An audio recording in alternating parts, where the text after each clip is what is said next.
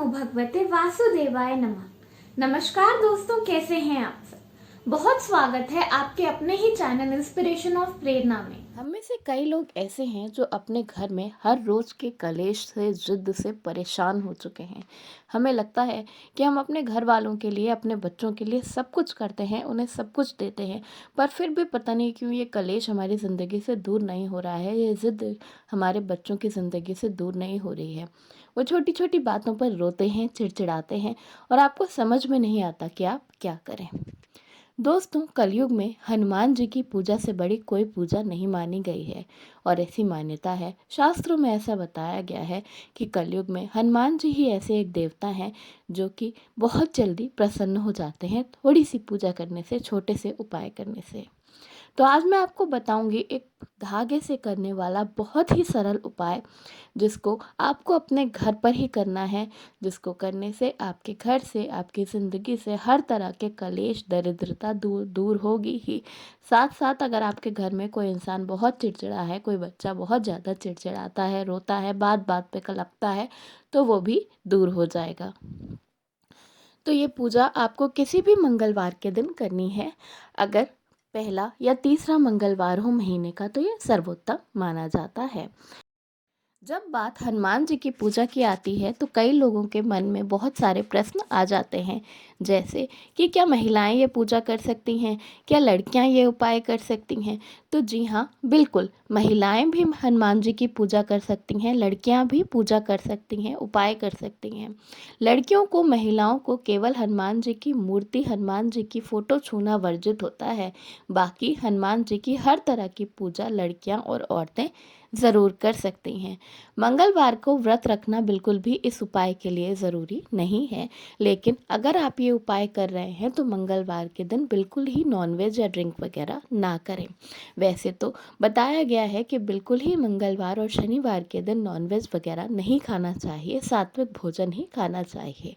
लेकिन अगर आप ये सब करते भी हैं तो भी मंगलवार के दिन और शनिवार के दिन बिल्कुल ही नहीं करना चाहिए। और अगर आप ये उपाय कर रहे हैं तब तो बिल्कुल ही ना करें, चाहे वो महिला हो या पुरुष हो। ये उपाय आपको शाम के समय अपने घर पर ही करना है। शाम के समय जब आप अपने मंदिर में दीपक जलाएं, उसी वक्त आप ये उपाय कर सकते हैं। अगर आप रोज़ शाम के समय अपने घर में पूजा नहीं करते तो भी आप किसी भी एक मंगलवार को अपने घर में ये पूजा शाम के समय कर सकते हैं। तो इसके लिए आपको करना क्या है कि किसी भी मंगलवार को, पहला या तीसरा मंगलवार हो अगर महीने का, तो सर्वोत्तम माना जाएगा, क्योंकि इस उपाय को करने के लिए पूरे एक महीने का समय आपको मिल जाएगा। तो इसके लिए आपको करना क्या है कि आप एक लाल धागा ले लें किसी भी मंगलवार के दिन, और वो लाल धागा इतना बड़ा होना चाहिए कि आपके गले में, या जिस व्यक्ति को बहुत ज़्यादा गुस्सा आता है या जिस बच्चे को बहुत ज़्यादा गुस्सा आता है उसके गले में आ जाए। और उसके बाद उस धागे को सीधा करके उसमें बीच में एक गांठ लगा दें और उसके बाद उसे गंगा जल से धोकर हनुमान जी के चरणों में रख दें।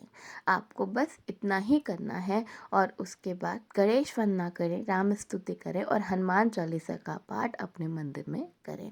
घी का दीपक जलाकर आपको ये पूजा करनी है। इसके बाद जिस भी व्यक्ति को बहुत आपके घर में गुस्सा आती है या बच्चा बहुत चिड़चिड़ाता है, उसके नाम से हनुमान जी को हाथ जोड़कर प्रार्थना करें और ऐसा कहें कि उनकी हर तरह की मुसीबत हनुमान जी महाराज दूर करें।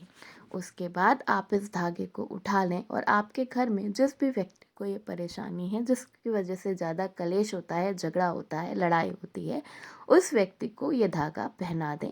यदि आपका बच्चा बहुत ज़िद्दी है, हर बात पे चिड़चिड़ाता है, ज़िद करता है, तो बच्चे के गले में ये धागा बांध दें और आप देखेंगे कि जादू की तरह इसका असर होगा और वो व्यक्ति बिल्कुल ही सीधा हो जाएगा, उसकी ज़िंदगी से हर तरह का कलेश दूर हो जाएगा।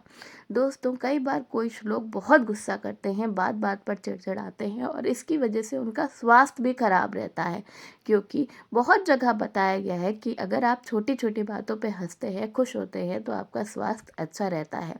तो अपने घर के सदस्यों को अगर आप अच्छा स्वास्थ्य देना चाहते हैं, उन्हें हर तरह की बीमारियों से बचाना चाहते हैं, तो ये बहुत ज़रूरी है कि वो हर तरह के गुस्से से, कलेश से दूर रहें।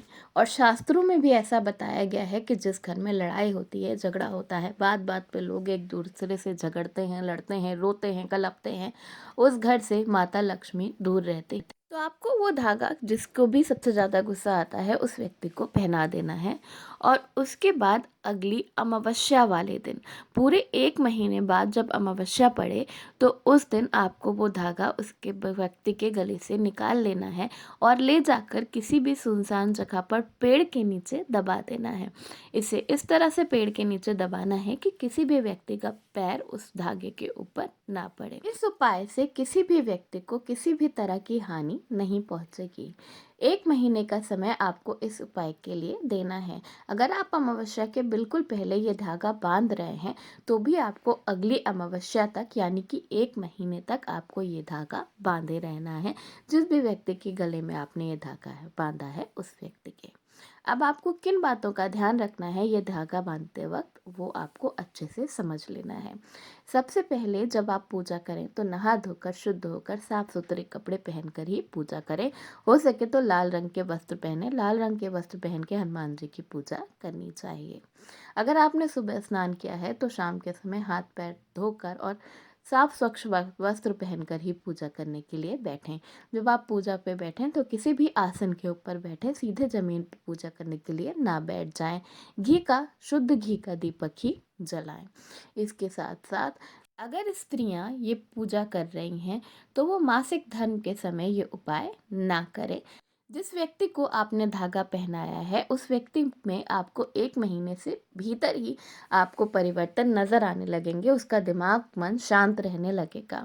लेकिन अगर आपको लगता है कि धागे में असर हो रहा है लेकिन बहुत ज़्यादा नहीं हो रहा है और अमावस्या आ गई, फिर भी आप इस धागे को हटा दें और उसके बाद अगले मंगलवार को दूसरा धागा पहना दें। बच्चों को, बड़ों को, बूढ़ों को, जिसको भी आपको ये धागा पहनाना है, अगर उनके घर में सूदक लगता है या कुछ ऐसी समस्या हो जाती है कि धागा अपवित्र हो जाता है, तो धागे को हटा दें और अगले मंगलवार को फिर से दूसरा धागा बनाकर पहना दें। अगर किसी लड़की को ये धागा पहनाया जा रहा है और धागा पहनाने के बाद उसे मासिक धर्म आते हैं, तो धागा अपवित्र नहीं होता, उस धागे को वैसे ही डले रहने दें और अमावस्या के बाद ही धागे को निकालें। एक बार जब आप ये धागा जिस भी व्यक्ति को पहना दें तो उसे गले से बिल्कुल ही निकालना नहीं है अगली अमावस्या तक के लिए। कुछ लोग इतने ज़्यादा ज़िद्दी होते हैं कि वो मानते ही नहीं कि उनकी वजह से घर में कलेश हो रहा है और वो धागा पहनने को तैयार ही नहीं होते, या कोई भी ऐसा उपाय करने को तैयार नहीं होते जिसकी वजह से घर में शांति आ जाए। उसके लिए आपको क्या करना है? उसके लिए आपको हनुमान जी से प्रार्थना करनी है और उनके नाम से संकल्प लेके ये धागा बनाना है। जब आप ये धागा उनके नाम से संकल्प लेकर बनाएं और उसके बाद अगर वो व्यक्ति वो गले में धागा ना पहने, तो उसके किसी भी कपड़ों पे, किसी भी स्थान पे जो उनका हो, उनके स्थान पे आपको उस धागे को पूरे 1 महीने के लिए, अगली अमावस्या तक के लिए रख देना है और बिल्कुल ही उसको हटाना नहीं है। जब अगली बार अमावस्या आए तभी उस धागे को वहाँ से हटाएं। बाकी बच्चे, बूढ़े, स्त्री, पुरुष, कोई भी ये धागा पूरे 1 महीने तक पहन कर रख सकते हैं। इससे उनका मन, दिमाग शांत होगा। इस उपाय को ज़रूर करके देखें, इससे आपके घर में असीम खुशियाँ आएंगी। धन्यवाद। वीडियो पसंद आया हो तो लाइक ज़रूर करिएगा, दोस्तों में शेयर कर दीजिएगा, क्योंकि अच्छी जानकारी को शेयर करना अच्छी बात होती है और अच्छी आदत होती है। चैनल पे नए हैं तो चैनल को सब्सक्राइब कर लीजिएगा और वीडियो को लाइक कर दीजिएगा। धन्यवाद। राधे राधे।